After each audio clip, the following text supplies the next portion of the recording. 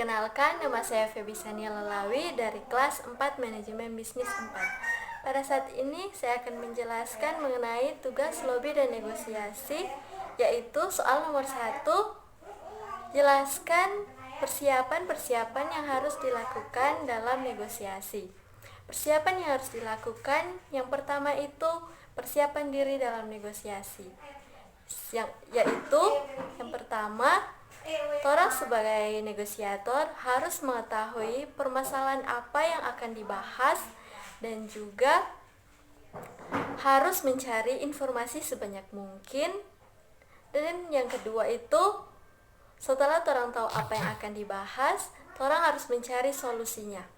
Yang ketiga itu, orang harus menentukan posisi melalui kepentingan supaya orang dapat menentukan strategi apa yang sesuai dengan kepentingan.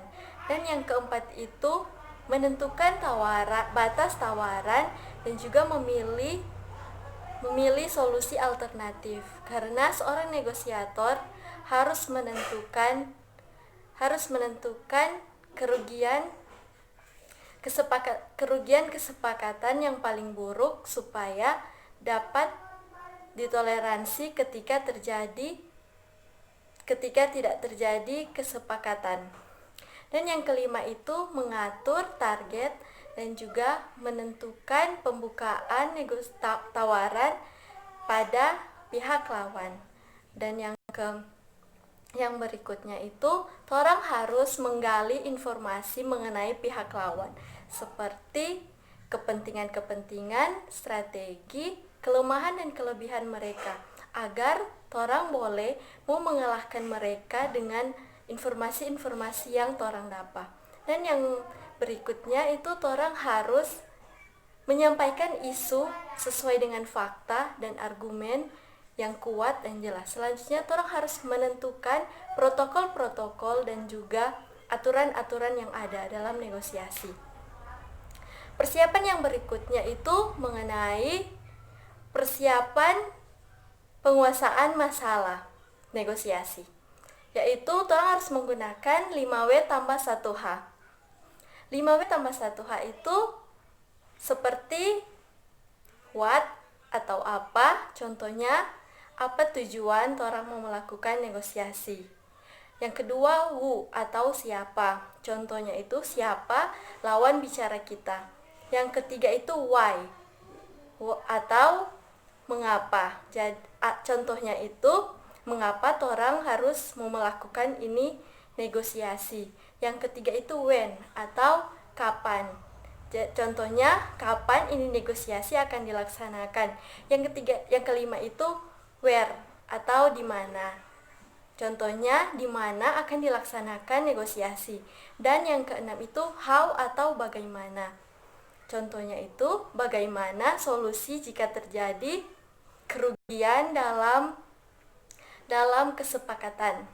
Dan persiapan yang ketiga itu langkah-langkah strategis dalam negosiasi. Yang pertama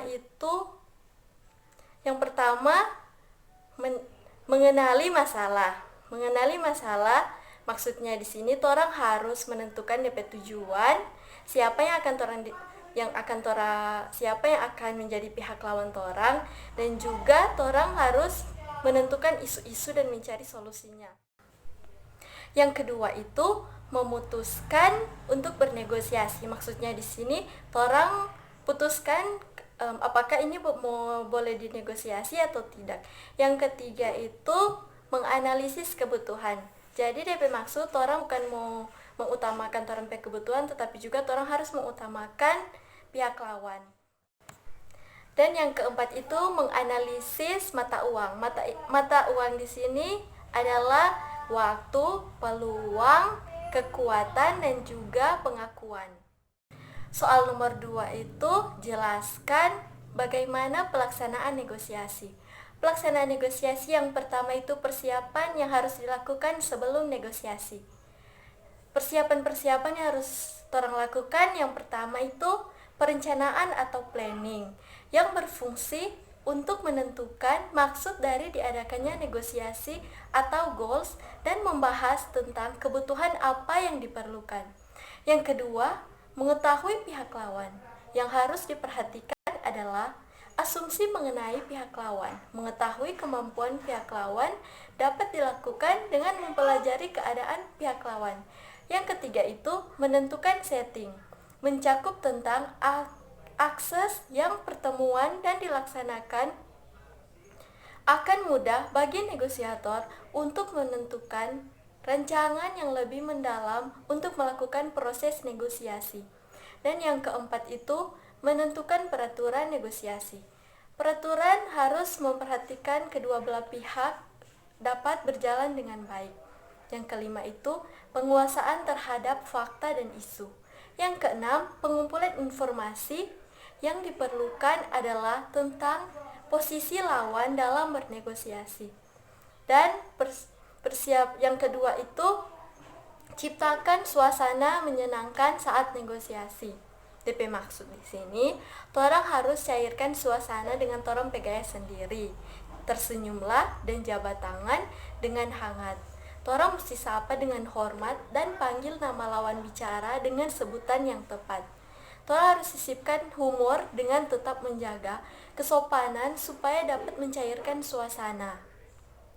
Kita bisa melontarkan beberapa topik ringan yang disukai lawan untuk dialog pembuka sebelum torang masuk dalam negosiasi. Dan yang ketiga, cara menyampaikan usulan tawaran dalam negosiasi, yaitu menggunakan bahasa yang santun, terdapat ungkapan persuasif, berisi pasangan tuturan, kesepakatan yang dihasilkan tidak merugikan kedua belah pihak, bersifat memerintah dan diperintah, dan didasari argumen yang kuat dan fakta.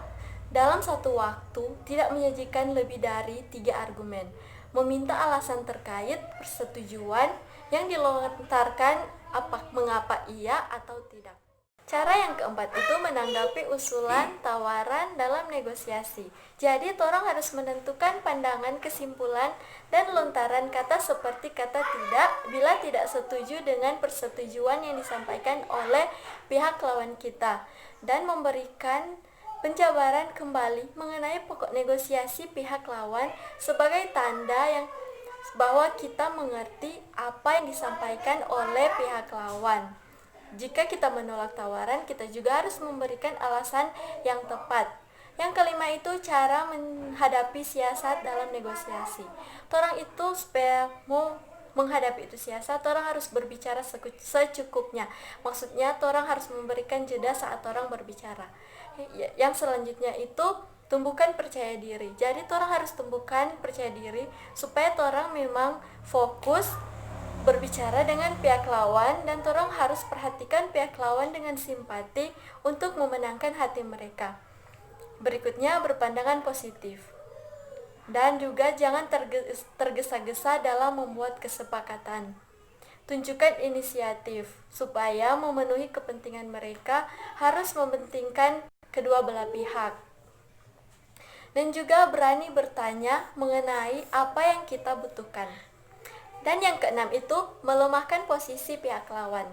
Torang harus kumpulkan dan kuasai data informasi, pahami posisi tawar-menawar kita dan pihak lawan. Dahulukan kepentingan kita, tapi juga jangan torang mengabaikan kepentingan dari pihak lawan. Dengarkan dan ajukan pertanyaan dan ciptakan suatu rasa kelangkaan.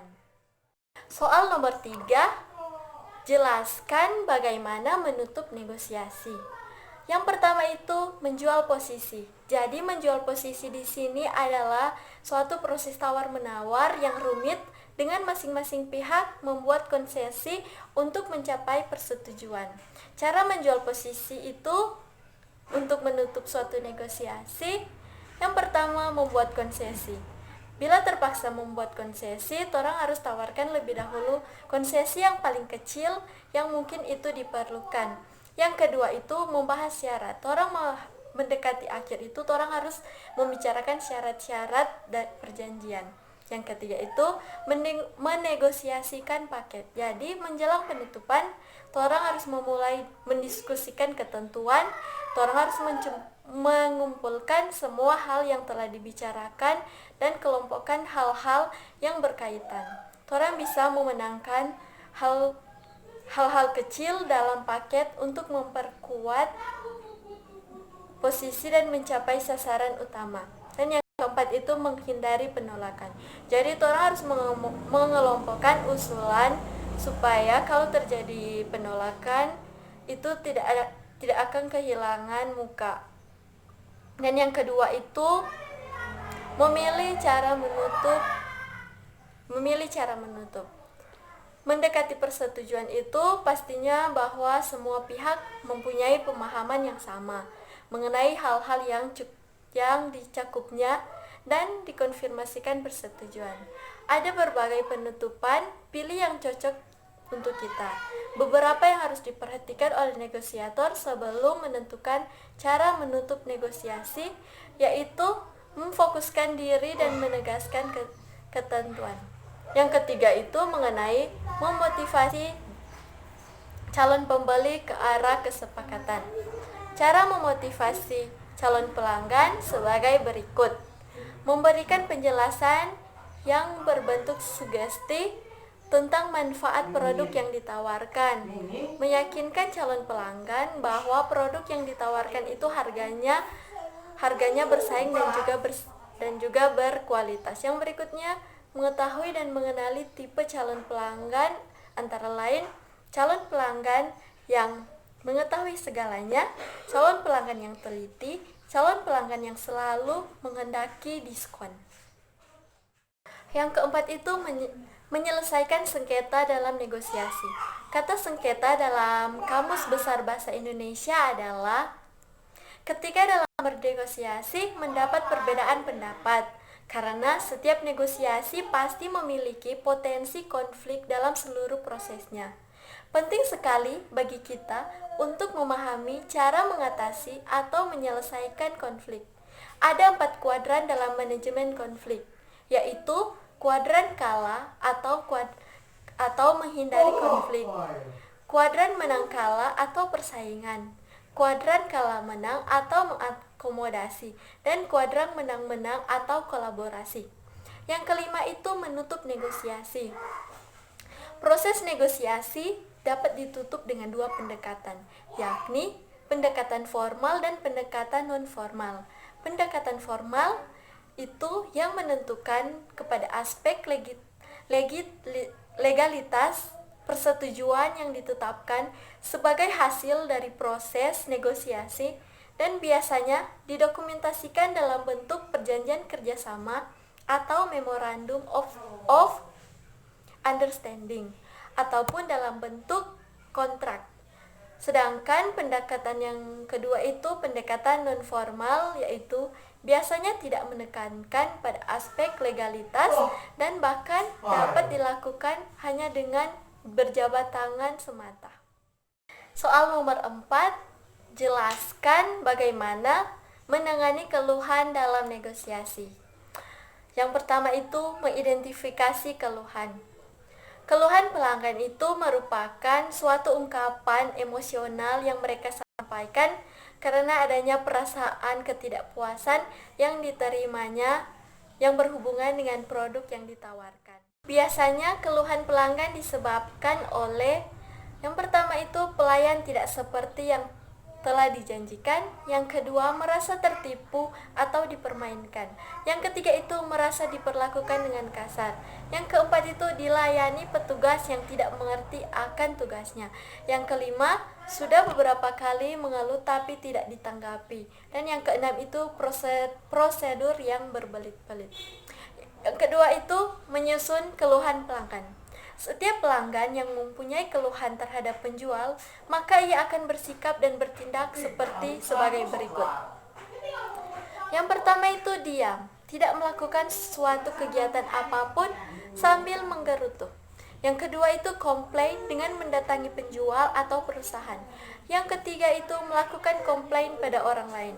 Yang keempat berkesimpulan untuk membatalkan atau menunda atau mengubah belinya, untuk menyusun keluhan pelanggan secara prosedur dengan membuat administrasi yang profesional dan handal. Dan hendaknya perusahaan menyediakan mekanisme yang efektif dan efisien, misalnya dengan menyediakan perlengkapan fasilitas sebagai berikut: menyediakan kartu komentar, menyediakan belangko keluhan pelanggan, penyediaan kotak saran dan pengaduan, penyediaan petugas customer service di tempat perusahaan, dan penyediaan PO Box untuk pengaduan keluhan. Yang ketiga itu sikap menanggapi keluhan.